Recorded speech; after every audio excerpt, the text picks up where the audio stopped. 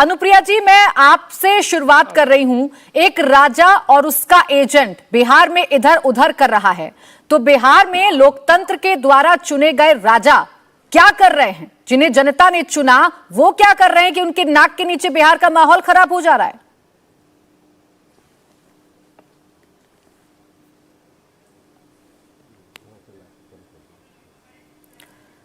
अनुप्रिया, आप अपना mic please unmute कर लीजिए, आपकी आवाज नहीं आ रही है। प्राची जी, बिहार की जनता ने 2005 से लगातार माननीय मुख्यमंत्री जी पर भरोसा दिखाया, क्योंकि माननीय मुख्यमंत्री जी सुशासन की सरकार चलाई है। और हमारी जो सरकार है, हम हर जाति, हर धर्म, हर समाज को लेकर बात चलते हैं। आपने जिस तरह से अपने रिपोर्ट में हमारे ऊपर तुष्टीकरण का आरोप लगाया, मैं आपसे एक सवाल पूछना चाहूंगी प्राची जी कि जब हमारे यहाँ गुरु गोविंद सिंह की जयंती पे प्रकाश पर्व में हमने लगाया था, उस समय देश के तमाम राजनेताओं ने और प्रधानमंत्री ने तारीफ की कि बिहार एक ऐसा राज्य है जहां पे हमने एक भव्य पर्व का आयोजन किया, प्रकाश पर्व। तब तो हम पे आरोप नहीं लगता है। जब हम बीजेपी के साथ में मंच पे रामनवमी की यात्रा में पटना राजधानी में हम एक मंच पे खड़े होकर प्रभु श्री राम की यात्रा को हम अभिनंदन करते, उसमें शामिल होते, तब हमारे पर तुष्टीकरण की राजनीति के आरोप नहीं लगती है। अगर हम मुस्लिम के एक पावन महीने पे अगर हम जाते, इफ्तार पार्टी में जाते हैं, हम तो तुष्टीकरण के आरोप लगाते हैं। ये एक मानसिकता देखिए कि किस तरह से देश में नहीं, अनुप्रिया जी बीच में रोक रही हूँ।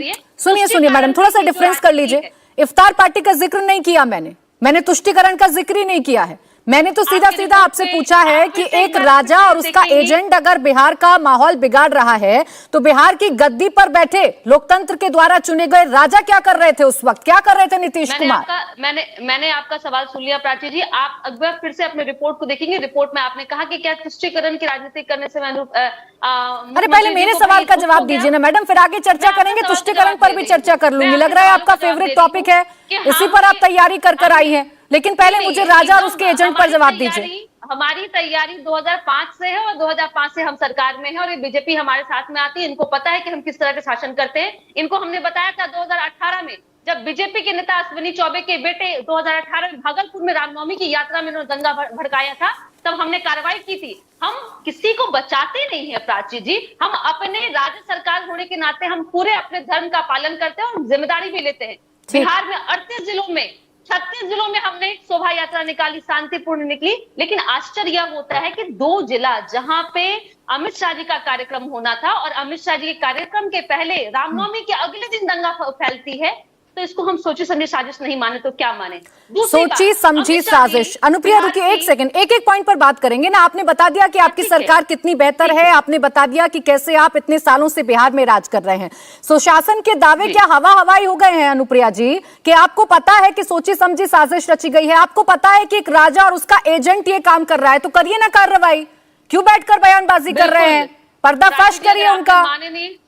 प्राची जी, अगर आपने माननीय मुख्यमंत्री नीतीश कुमार जी को सुना होगा तो उन्होंने कहा कि हम सिलसिलेदार तरीके से हम एक लोगों से रिपोर्ट ले रहे हैं, कि घर में जाकर के हम रिपोर्ट ले रहे हैं और रिपोर्ट अब सामने आएगा। मैं उम्मीद करूंगी जब वो नाम सामने आएगा, जब वो चेहरा सामने आएगा, तो तब भी आप हमारे साथ में डिबेट करते नजर आएंगे। बिल्कुल करूंगी अनुप्रिया जी, लेकिन अभी तक जब रिपोर्ट नहीं आया, मैं फिर सवाल करूंगी, अभी तक जब रिपोर्ट नहीं आया तो आपको किसने अधिकार दे दिया कि आप राजा और उसके एजेंट का नाम लेने लग जाएंगी?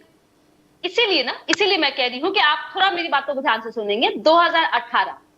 2018 में रामनवमी की यात्रा निकलती है भागलपुर में, और भागलपुर में उस रामनवमी की यात्रा में दंगा देने का प्रयास करते हैं अश्विनी चौबे के बेटे। और ये कौन है अश्विनी चौबे? ये बीजेपी के नेता हैं। उनको भी हमने सलाखों के पीछे रखा। इसलिए ये चेहरा तो सबके सामने है ना कि चेहरा कौन है, इसके पीछे कौन है, किसको हिंदू मुस्लिम की राजनीति, यानी इतिहास में जो हुआ उसी का उदाहरण लेकर आप अभी प्रेजेंट में कार्रवाई करेंगी और प्रेजेंट में आप नाम लेने लग जाएंगी बिना किसी जांच के, बिना किसी रिपोर्ट के। आप ही के अधिकारी हैं बिहार सरकार में, दो अलग अलग एफआईआर है ना मैडम। जांच होंगी तभी तो सामने आएगा ना कि कौन दोषी है और कौन दोषी नहीं है।